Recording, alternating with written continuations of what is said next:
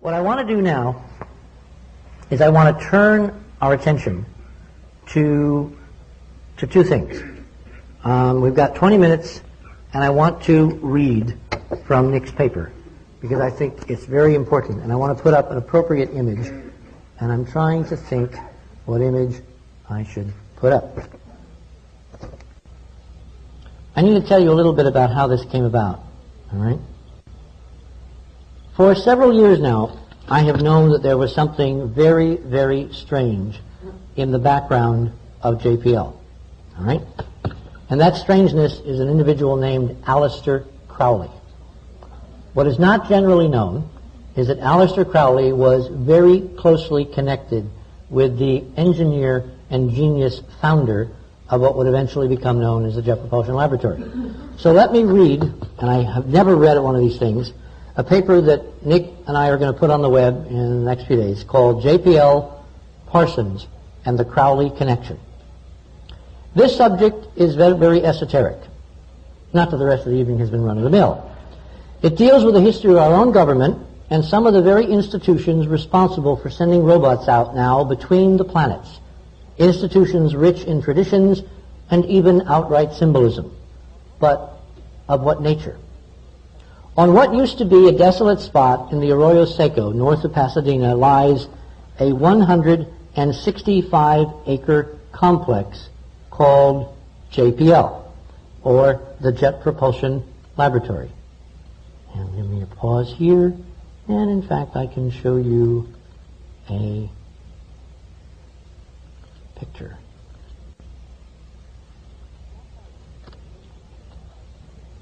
Jack Parsons, a brilliant young Caltech chemist and founder of JPL, forever changed the course of rocketry by adding with a brilliant flash of insight the chemical potassium perchlorate to the then standard black powder solid rocket ignition systems being employed at the time, in the mid-1930s. His long-range hope was similar to another rocket pioneer, Robert Goddard's, in the same period. He wished to develop a more powerful means of eventually exploring space beyond our planet. But official government funding of such impractical dreams in the 30s was essentially non-existent. With the advent of the Second World War, all that changed. Only the sudden infusion of dizzying new funding into this new science was not for scientific exploration. It was for rocketry's more obvious military applications. Through Jack Parsons, JPL thus developed an early institutional expertise in solid rocket propulsion and instrumentation. In parallel in this period to Robert Goddard's individual separate Roswell, New Mexico efforts at liquid fuel experimentation, also carried out in these mid-1930s to 1940s. But in 1957, after the shock of the first Soviet satellite named Sputnik and a highly visible but explosive failure by a U.S. Navy response, JPL was ultimately chosen by the Army to attempt to salvage American national pride through the launch of a JPL artificial satellite. The successful orbiting of JPL's Explorer-1, whose primary discovery would be the existence of the so-called Van Allen radiation belts encircling the planet, marked the beginning of the American space age, January 31, 1958.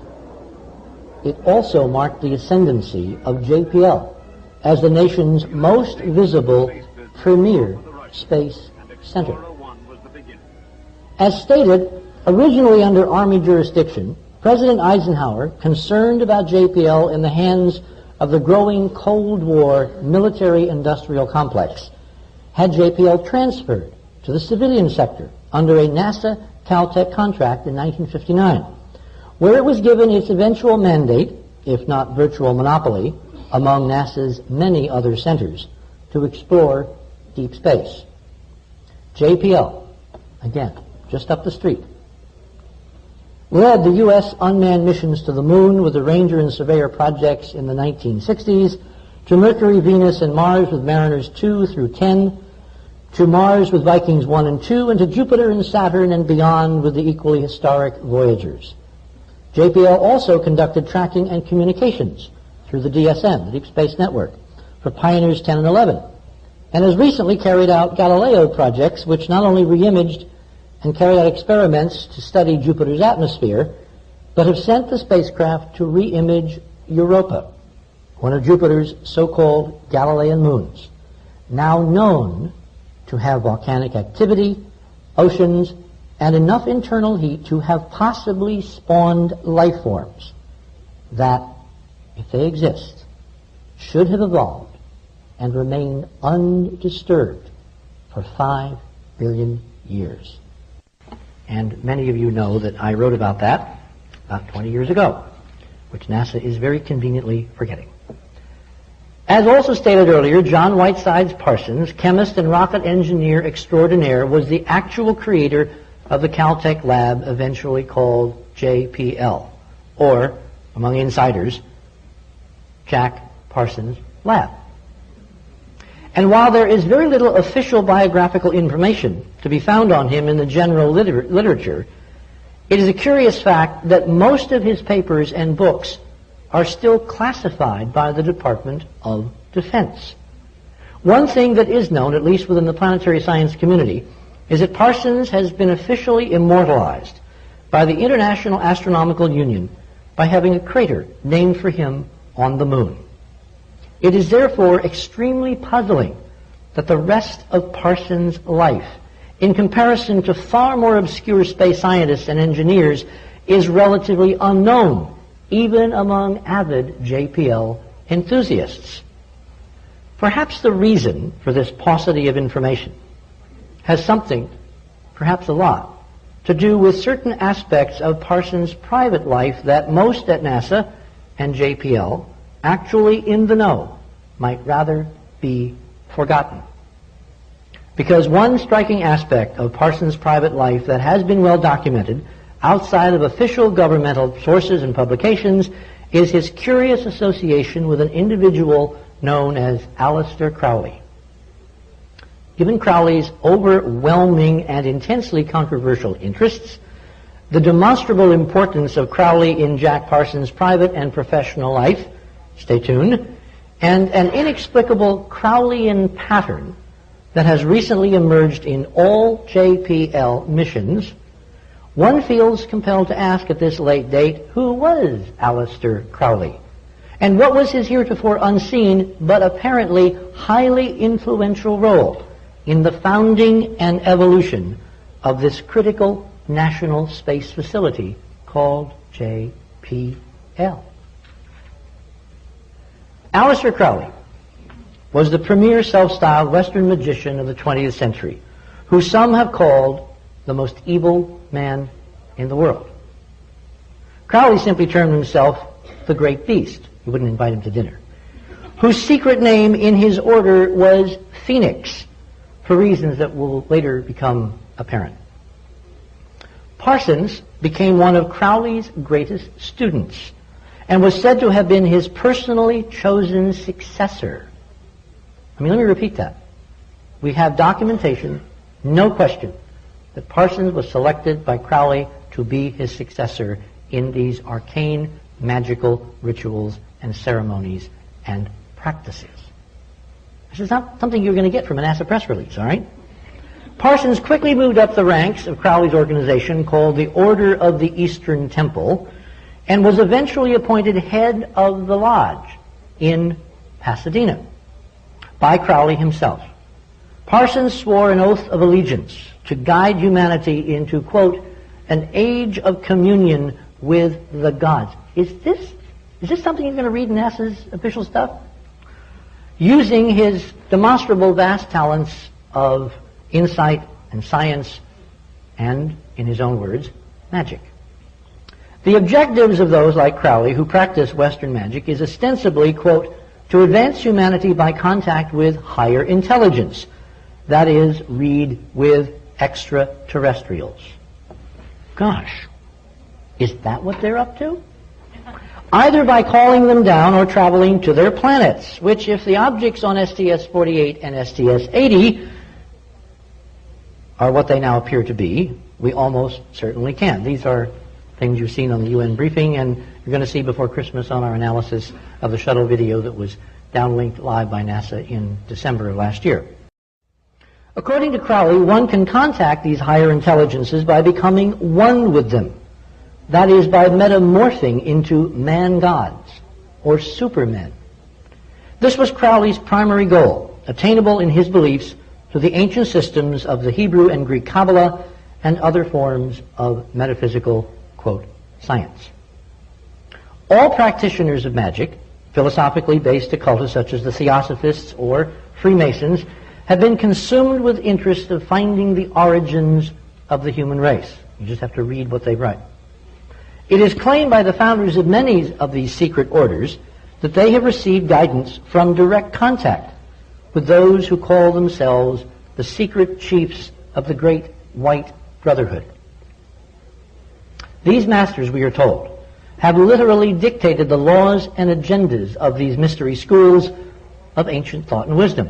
Now, Crowley, in the latter part of the last century and the beginning of this, the 20th, claimed to have had many such indescribable contacts, but two were of the greatest importance in apparently redirecting his entire life and thus changing the face of modern magic for all who followed.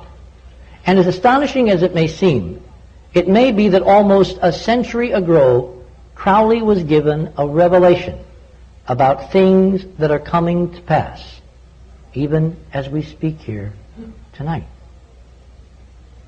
The first contact that Crowley relates was in April of 1904 in Cairo.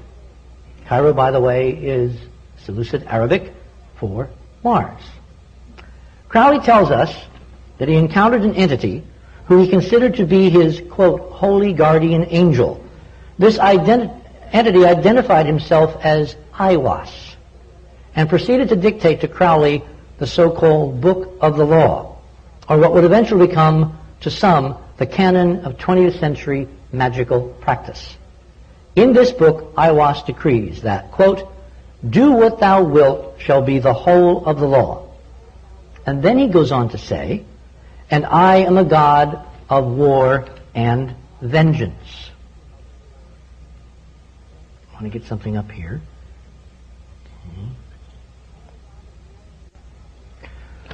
I am a god of war and vengeance. Choose ye an island and fortify it. Dung it about with enginery of war. I will give you a war engine. And with it you shall smite the people, and none shall stand before you. I am the warrior lord of the 40s. Remember, this was channeled by Crowley in 1904. The last statement is astonishing and quite prophetic, considering it was dictated 40 years before World War II and 93 years before the revelations you have seen this evening, 93 being the number of the Book of the Law. But more about that significance later. Aiwass also gave Crowley a code, a cipher, which is being used by some ufologists in their continuing efforts to decode some UFO contactee experiences. And I have no experience whatever with the use of that, so it's merely part of the record. Here's where things get very curious. Parsons' wife and magical partner, Marjorie Cameron, stated in 1953 in a book written by the successor to Crowley after Parsons kind of blew up, as we will discuss in a moment, stated in 53 that she believed that the war engine referred to by Aiwass was none other than the flying saucer. That it would one day bring her back home to Mars, which she believed was somehow her birthplace, thus escaping a future perilous event destined for Earth. This, of course, speaks to the Phoenix theme, so prevalent in Crowleyan lore. This perilous event, according to Crowley, was to usher in the secret eon, or secret ion, depending upon how you spell it, thought to be embedded in humanity, which could be prematurely, before the actual predicted date, made manifest for the initiated through ritual sex magic. Now, one of the curious things that David Oates, when we did the presentation up in Pasadena, withheld until I kind of forced him to put it on the table, was that a lot of the backwards reverse speeches of the NASA JPL Pathfinder team have to do with sex with the rocks. It's on the tapes.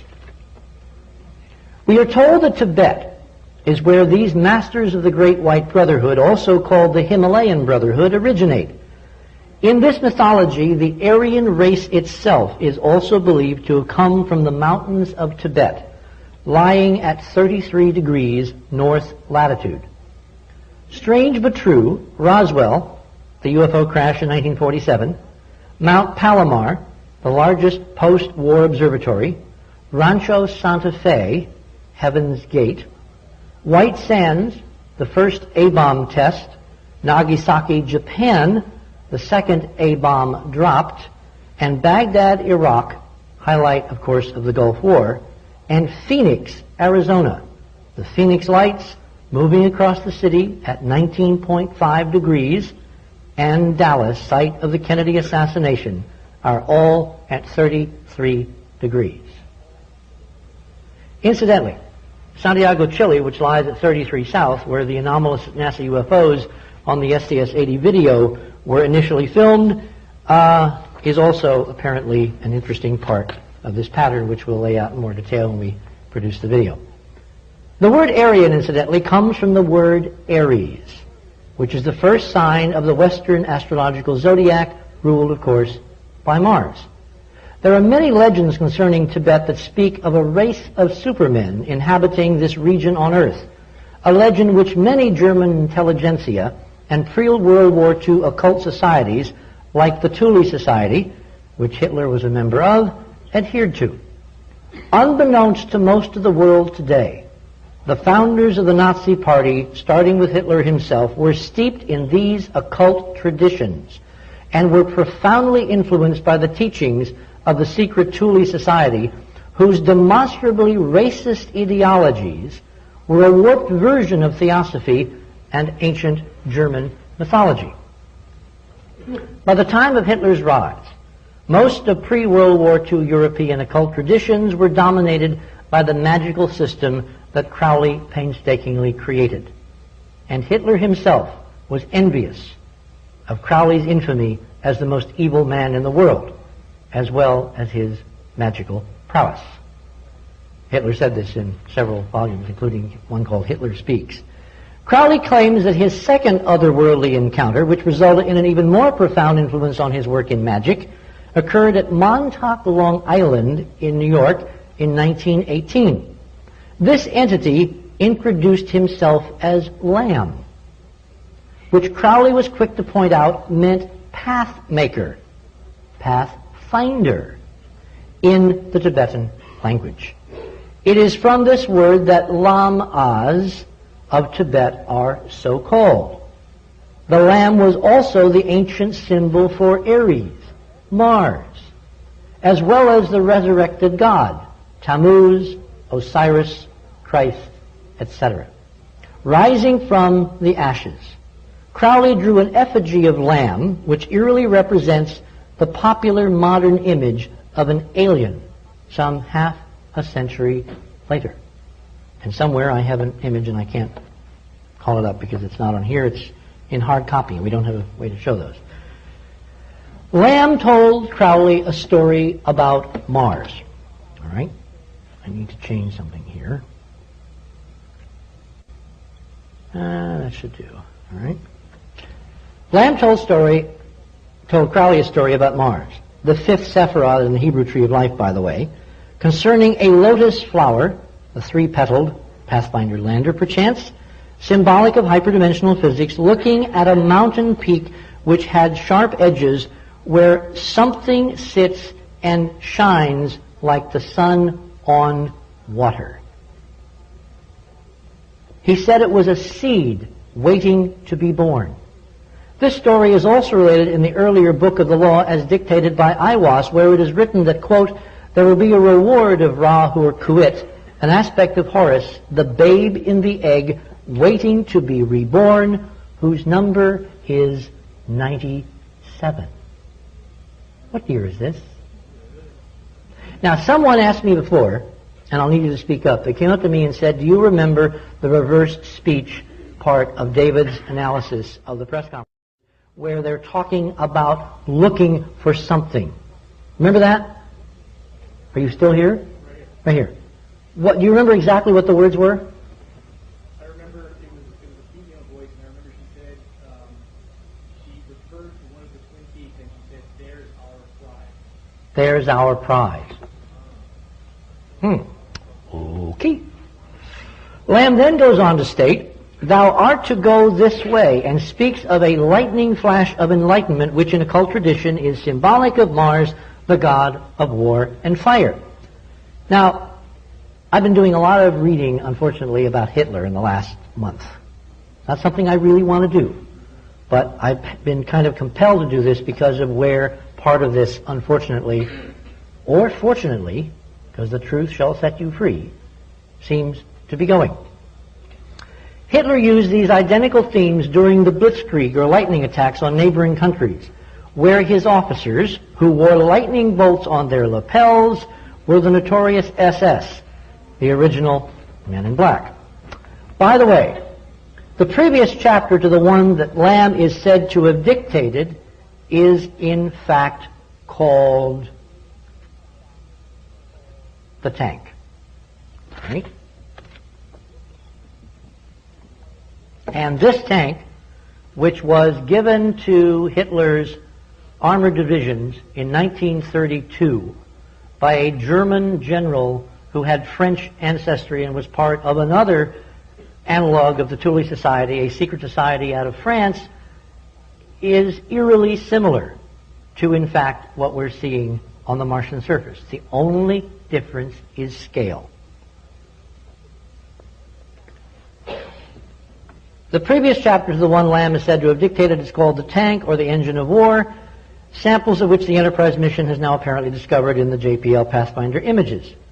The power behind these occult systems of philosophy on which the various mystery schools have historically been based lies in the beliefs of their practitioners that they embody universal laws of nature, reflecting fundamental properties embedded in everything visible to human beings, including man himself. No one person, people, or race can thus lay just claim to own such laws, although many throughout history, such as Hitler, have made the attempt. Two exquisite but radically different examples of the encoding of such natural systems here on Earth are demonstrated by the Hebrew alphabet and by none other than the Great Pyramid of Giza, Egypt. So let me do this.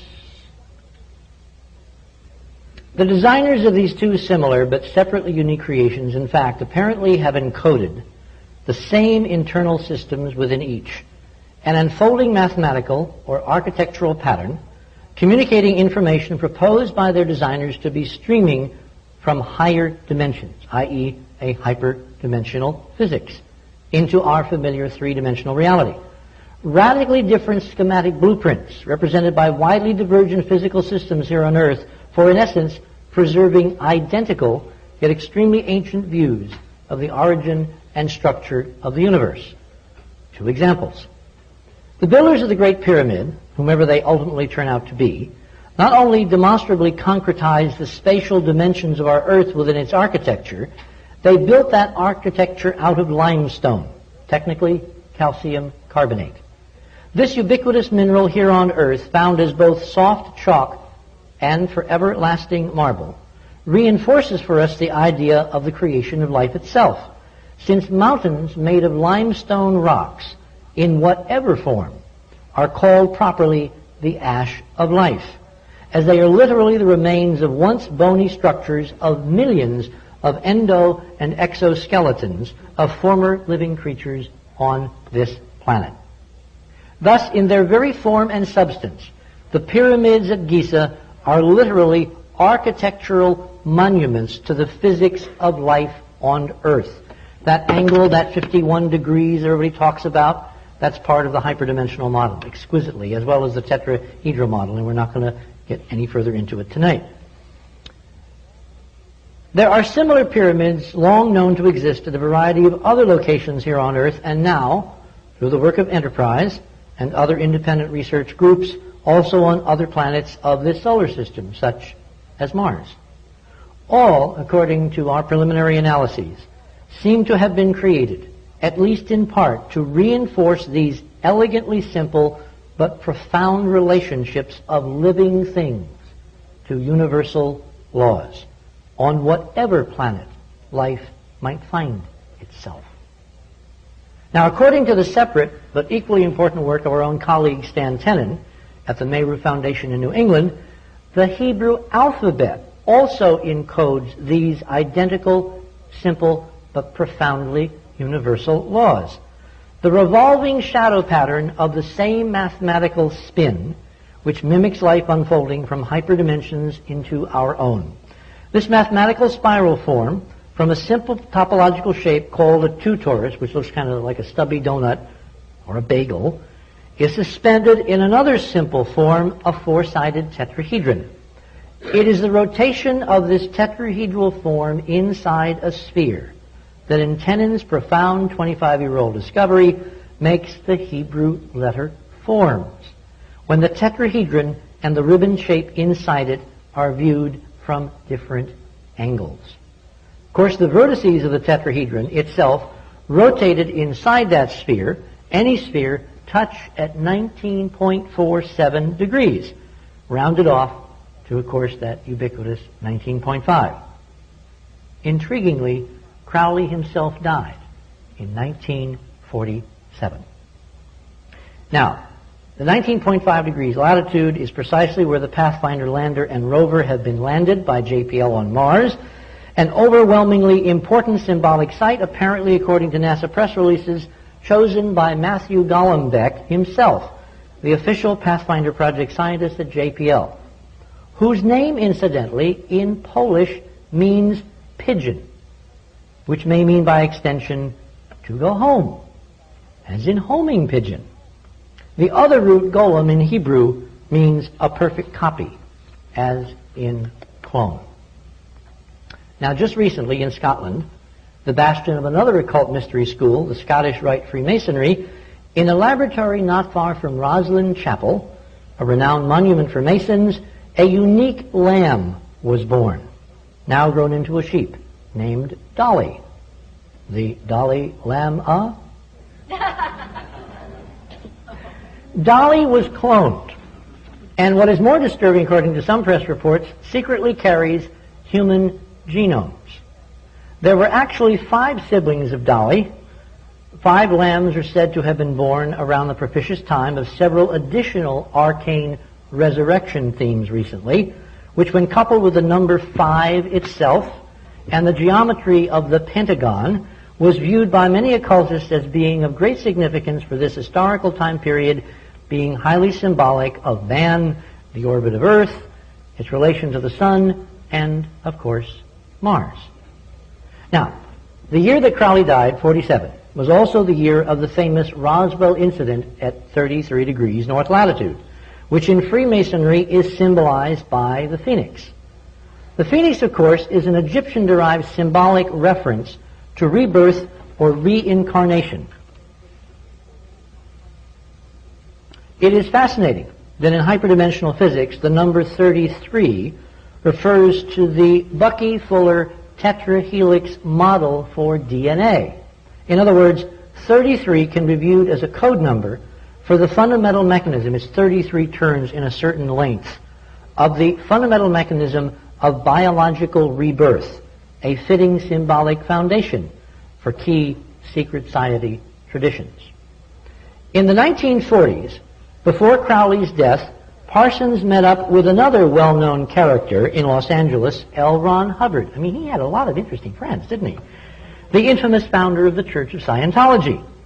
Parsons and Hubbard quickly became firm friends. And the two of them then set off on self-proclaimed magical rituals of enormous significance, trying to conjure up spirits and summon the gods alchemically, much to the dismay of Crowley, who was suspicious not only of their motives, but their methodology. Remember, he liked talking to the guys directly.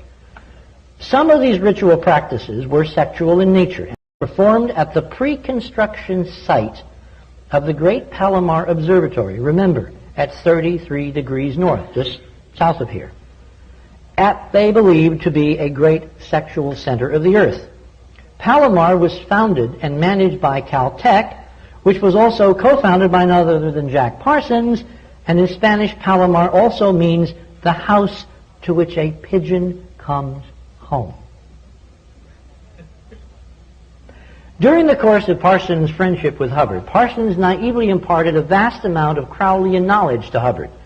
Then Hubbard went on to steal Parsons' wife, Marjorie Cameron, and also his money through a phony business venture. Hubbard later claimed to be the successor to Crowley, the rightful successor, the great beast, but then also claimed at the same time to be working for naval intelligence in order, quote, to spy on these dangerous magicians within our very institutions. Gosh, I wonder what he could be talking about. It was shortly after this experience that Parsons grew darker in his methods and motives and started the now infamous Babylon working to literally create a child. Babylon actually means the gateway to the gods, which of course you know. The great whore of Babylon, which in Parsons' mind was to have balanced the aspects of our consciousness through sex, magic, and alchemy, was his intent. Crowley, at this point, then threw Parsons out of the order. In one of Parsons' rituals, he was revealed a sign. Now, this is from Kenneth Grant's book on what Parsons was doing in those so-called years when he was the favored son, ceremonially speaking, of Crowley. He, as part of this working, went into trances and saw things. At the time he received Liber 49, Parsons could not have been aware of certain letters written by Frater Occult, and there's a footnote, which came to light after Parsons' death. In them, Occult expressed doubt as to Crowley's having uttered the word of the Aeon of Horus because, having identified himself with the beast, he was speechless, and in some inexplicable manner, not yet clearly understood, the Aeon of Horus itself has become merged with the wordless Aeon. In the Book of Antichrist, Parsons wrote, describing the Black Pilgrimage, which he ostensibly took in this working, quote, Babylon called on me again, and I began the last work, the work of the wand. And I worked for 17 days until Babylon called me in a dream in an astral working. Then I reconstructed the temple and began the Black Pilgrimage as she instructed. And I went into the sunset with her sign, and into the night past accursed and desolate places and cyclopean ruins. These are huge structures. And so came at last to the city of Chorazin. And there a great tower of black basalt was raised that was part of a castle whose further battlements reeled over the gulf of stars. And upon the tower was this sign, which of course is the sign of hyperdimensional physics, and the exact place on Mars where Crowley's successors at JPL have put Pathfinder down. The sign of none other than the tetrahedron in a sphere, the most representative symbol of the entire hyperdimensional physics model, which is replicated in many forms in the layout of the Martian complex at Cydonia, as well as on our own lunar surface in the lunar crater Occult, which is, of course, how we found the lunar ruins. Parsons, remember, those were his words. That was his vision. He was shown something, and it has now ruled the space program. Parsons, the founder of JPL, persisted, and it was during one of these great experiments that he mysteriously died in a great explosion. No one then or now has been allowed to identify his body, and the records of his death and his practice are still classified by the U.S. Department of Defense. However, you may read many of his manuscripts from which much of this information has been drawn, which were written and published privately under the auspices of the various OTO lodges scattered around the world. You will not, however, find this crucial missing history of JPL in any official NASA press release or in documentation of existing planetary missions. From the pen of both Crowley and Parsons before they died, their ultimate goal was stated as nothing less than immortality itself, to continue their practice beyond this earth ultimately extending into the great temple of space itself, in order to once and for all make communion with the gods a reality for them and all mankind. Unfortunately, judging by the astonishing evidence now being leaked from Pathfinder, that ultimate magical reality seems to have survived their passing to be alive and well inside the current NASA, only now reserved for initiates and members of the club. While we, the guys who are paying for the practice with multi-million-dollar missions to the planets, have to extrapolate from metaphor, symbolism, deep allegory, and of course from Scooby-Doo and Yogi. Now that you have glimpsed part of the apparent reason for the systematic hiding of the real solar system NASA and JPL have systematically explored and discovered across more than 30 years, the little-known occult history of JPL and its founder, Jake Whiteside Parsons, it is equally essential that you grasp the hard, reproducible, physical evidence on which the current claim is made that Crowleyan magic is indeed alive and well inside JPL and possibly the rest of NASA. And I'm going to show you this, if I can find where I put it, right? It's one of those things. Based on our decoding of this occult JPL tradition, Enterprise, over the last year, has apparently discovered a well-hidden pattern by which NASA has apparently been operating without knowledge of most of its non-initiated scientists or engineers for more than 30 years. This mission pattern, in turn, seems based on demonstrable Egyptian foundations in the Crowleyan occult. According to extensive computer analysis carried out and published by Enterprise over the last year on our website, throughout all of NASA's manned and unmanned space endeavors, all important milestones in space seem to have been driven by one primary mission function: to launch toward and or to land on, for instance, on Mars in 1976 or on the Moon in 1969 when Sirius, the dog star, Isis, or her consort Orion, Osiris, was positioned at 19.5 degrees or 33 degrees above or below the planetary horizon. This is the time of landing, 33 minutes after Neil and Buzz set the lunar module at Tranquility Base on the Moon. Sirius was exactly at 19.5, at which point Buzz Aldrin broke out a chalice and a wafer and conducted a religious ceremony in the lunar module on the Moon, I strongly suspect to Isis. He carried with him Freemasonic emblems and ancillary material, which he then brought back and gave in a quiet ceremony of which we have photographs to the Freemasonic Temple in Washington, D.C., just a couple of blocks up from the White House. Isn't this interesting? And you thought we went to the Moon because of the Russians. Gosh. This extraordinary celestial pattern has continued to the current Mars missions.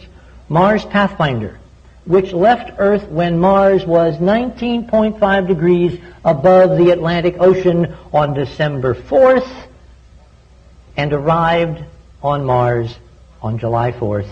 And on the 20th, which of course is the anniversary date, they carried out another ceremony, which we'll show in a minute, on this important date, which also is the birth date of Osiris, Tammuz, etc., etc. By the way, Mars Global Surveyor, wonder how that fits in? Remember the solar panel that won't lock into position? Anybody want to guess what the angle is from the normal of the solar panel? 19.5 degrees. Sirius bears an overwhelmingly important place in all occult traditions. Crowley created the Astrum Argentium, or the Order of the Silver Star, for advanced magicians of the Great White Brotherhood in worship of the star Sirius, a place from where the gods may hail. Boy, have we got some new information on that, but that's not the time tonight. Now, unbeknownst to many ordinary citizens and taxpayers who have supported the space program, selection of the landing sites of many of the manned and unmanned lunar missions was manipulated and directed by an Egyptian named Farouk El-Baz.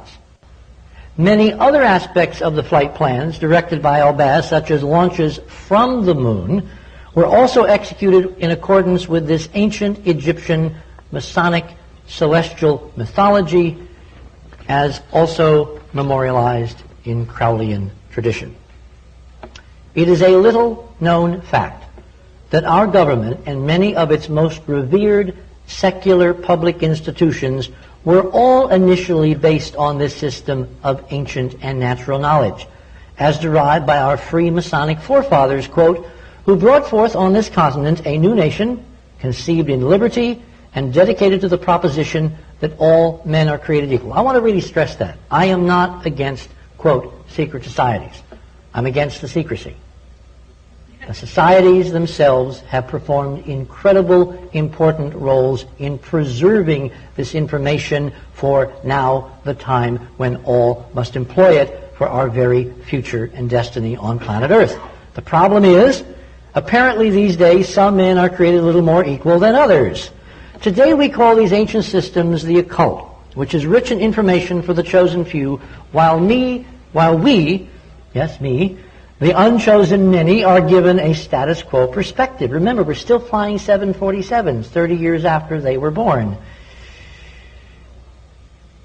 This knowledge, of course, truly is power. If it is not just ritual, if this is significant because it is the symbolic language of the physics behind it, i.e., the same hyperdimensional codes and processes we have now discerned all over the solar system, and will describe in loving detail in the new book, then everyone has to take part and participate. By any other name, this is hyperdimensional physics. And it was my dear friend Arthur Clarke who many, many, many years ago coined the term that any sufficiently advanced technology is indistinguishable from magic. Now, cultures who have preserved this knowledge and have made it accessible to its populace unfortunately seem to fall victim to a very peculiar pattern. It's called genocide. Witness the Jews at the hands of Hitler. Remember Tenen's work on the Hebrew alphabet. If that's an encoding of this physics, it gives a whole new perspective on what the final solution was all about. Because the Hebrew culture is the carrier wave of this information. Destroy the culture, you destroy the information. At least I am beginning to strongly suspect that that was the strange, bizarre logic behind the inexplicable. And I'm talking, of course, about the Holocaust. The Tibetans, at the hands of the Chinese, have apparently suffered a very similar fate. One aspect of war on Earth may well be the battle to become heir to all aspects of this ancient, crucial knowledge of reality and keep the other guy from finding out. Those in power, apparently on rediscovering this ancient knowledge preserved from when and where, repeatedly make apparent conscious decisions to keep it for themselves. They repeatedly set up institutions recognized as priesthoods, Sumer, Babylon, Egypt, in order to dole out crumbs from this priceless storehouse to all the rest of us, while they do their level best to keep the real secret doctrines totally away. And the reasons are not always selfish. At least it doesn't seem to always start out that way. Usually it comes about because one of those with this special information cannot always freely share what one knows because of the real threat of being persecuted during one of those myriad inquisitions that roll over the planet from time to time to time. However, even when it becomes safe to reveal such knowledge without fear of persecution, as when democracies eventually arise, the withholding of such knowledge by a chosen few seems to have become the prime objective for reasons based on arrogance, patriarchy, and discrimination by the chosen. There is also a belief within the mystery schools themselves that true understanding and evolution can only come about through proper cultivation and innate revelation brought about by symbolism and a consistent array of subtle images and themes. This process is supposed to enable the individual to reveal the bigger picture from within. It appears that this methodology for revealing long secret information is currently taking place at many levels in society, imperiled by those with the foregoing view. Thus, simultaneous with the controllers, there may also exist a few benevolent efforts, truly benevolent efforts, to leak images and paint pictures in a way that those with eyes will see. Is this possibly why we're getting this incredible information about Mars out of JPL, even as they lie at all these press conferences? I mean, I would like to think so. I would really like to think that there is a counterforce. You know, that we've got allies up there, and whatever their long-term agenda, their short-term agenda appears to be to give us the tools to fight back, to face lies with truth. While one of the authors of this paper, myself, has long known of the curious history of JPL, the other, my colleague Nick Skoros, only began serious research for this paper a few months ago. An earlier version was presented in Pasadena the night of 11 September when Mars Surveyor was placed in orbit. Since that time, we have been virtually inundated with Tibetan, Buddhist, Aryan, and Nazi themes in everything from Hollywood blockbusters to television documentaries. 7 years in Tibet is the story of a Nazi SS officer who only recently was revealed, who climbs a mountain in the Himalayas, which the Nazis call our mountain, and later befriends and tutors none other than the Dalai Lama. Even as its premiere is echoing throughout the media, including the cover of Time, a national public radio broadcast addressing the occult Aryanism of Carl Jung was aired in prime time. Even the History Channel's seemingly relentless reliving of the Holocaust and Hitler's henchmen could not escape a recent exclusive on, quote, the occult agenda of the Nazis, to name but some examples. Is someone trying to tell us something? It is our opinion that we need to engage in immediate conversation with the current keepers of this ancient knowledge based on our own developing, quickening awareness that someone deems it of sufficient importance to have built an entire 30-year space agenda secretly around it. It is overdue for the rest of us, the non-initiated, to reclaim our heritage as well.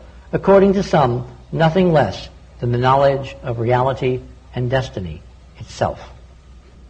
The Mars rover, which landed on July 4th of this year, landed at 19.5 at Ares Valley, the valley of the god of war, called Ares. Interesting. It would seem that Crowleyan prophecy from Aiwass. Now, I've talked to some magicians, and there are magicians in our midst, and they have a very interesting take now in light of all this on Aiwass. They infer from what he said to Crowley and what was written, particularly the chapter 3, the third book, where the overwhelming war images of Mars are just amazing, that Aiwass is really I was, meaning it's a transcendental conveyance of information that this is us. Somehow we are connected. And that's part of the suppression. We're not supposed to know that because maybe we can change something if we know. Anyway, it would seem that Crowleyan prophecy is indeed being fulfilled today on Mars by the great inheritors, whoever they are, of the Word of God at JPL. It's time the rest of us joined in this crucial conversation to paraphrase Ronald Reagan, which I do not often do. After all, we are paying for this microphone. Thank you.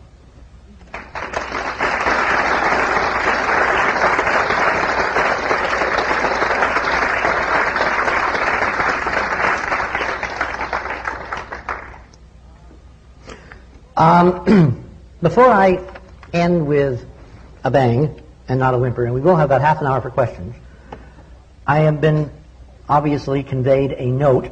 No secrets here. This is from the anonymous author of the piece in Atlantis Rising by the military affairs analyst I spoke of before, who apparently is here tonight, who wants you to know that the upcoming piece on the September 11th conference is... when is it going to come out? A couple of weeks. Oh, it's that soon. Yeah, Okay. It's the next issue. And next issue. Is that the one with also Tennant's material in it? I don't know. Because he said November, so I mean that's November. Yeah.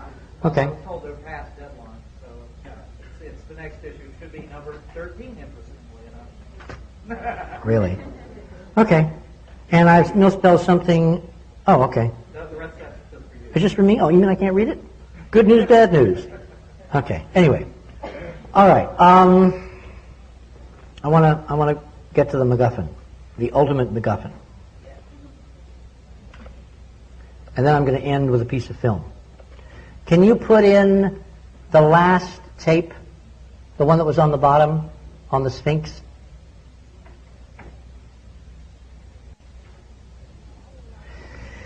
I am not very pleased with the direction that this investigation is taking. Because I really have an innate deep revulsion when I see pictures of human beings treated as they were at Buchenwald and Auschwitz and places like that.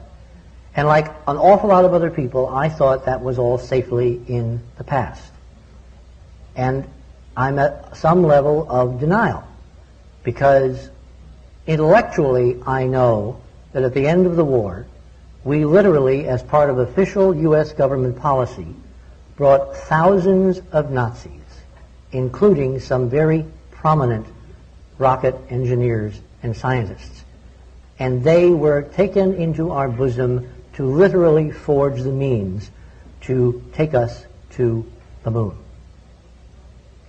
And it was done through an Army operation called Operation Paperclip. Well, remember, JPL was, before it was a civilian NASA contractor, was in fact part and parcel of the Army, of the Ordnance Division.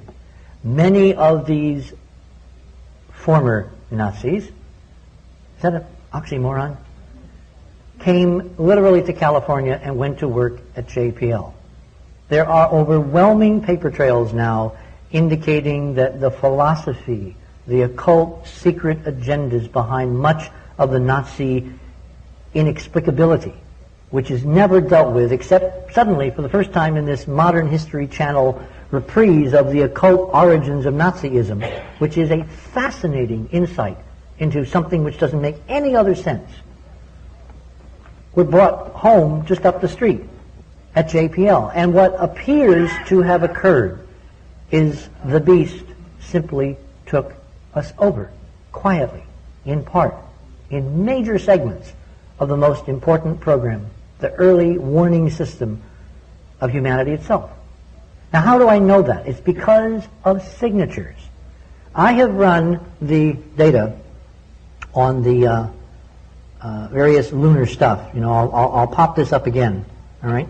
I've run this by engineer after engineer after engineer formerly involved with the space program.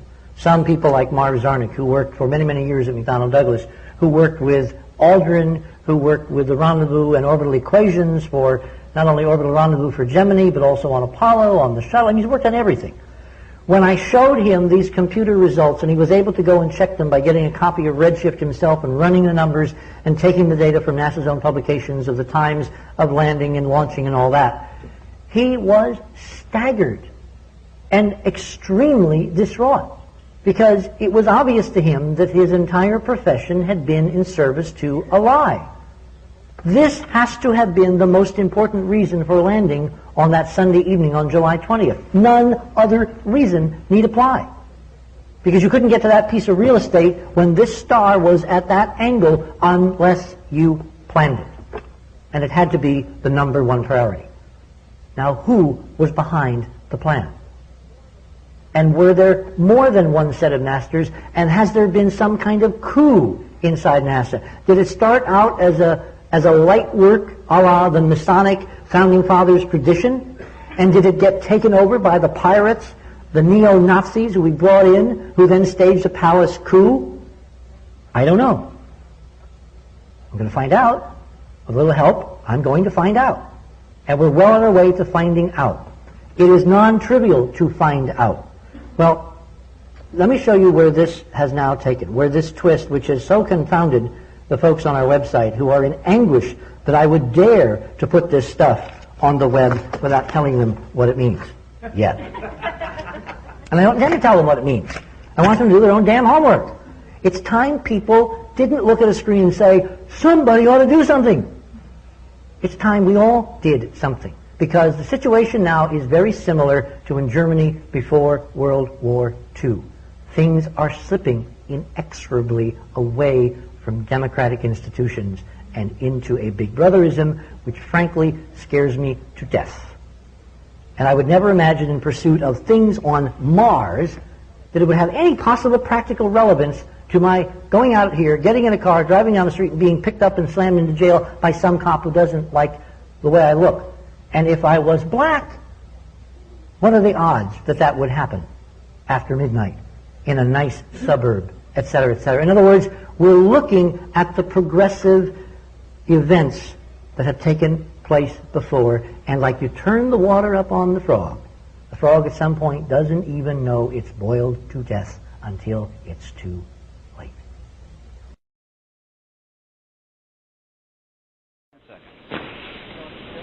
We have a go for main engine start.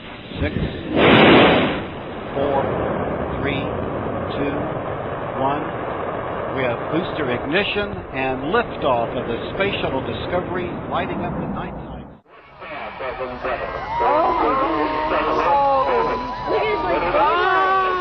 Look at that! Woo! Oh my gosh! They're shooting it right off our plane at now. Oh, it's so bright. Look, in there. 51.6 degrees, 136 by 36 Celsius mile orbit.